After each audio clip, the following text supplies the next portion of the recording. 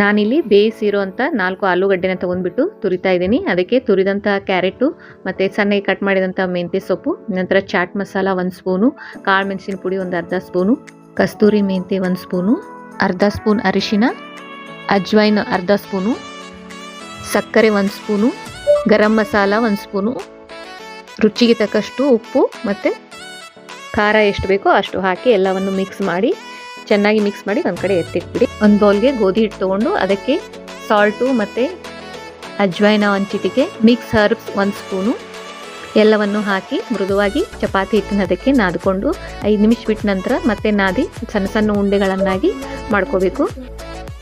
ಹಿಟ್ಟನ್ನು ಲಟ್ಟಿಸಿ ಅದರ ಮಧ್ಯೆ ಆಲೂ ಮಸಾಲಾನ ತುಂಬಿಟ್ಟು ಲಟ್ಟಿಸಿ ಚೆನ್ನಾಗಿ ಬೇಯಿಸಿದರೆ ಆಲೂ ಪರೋಟ ರೆಡಿ.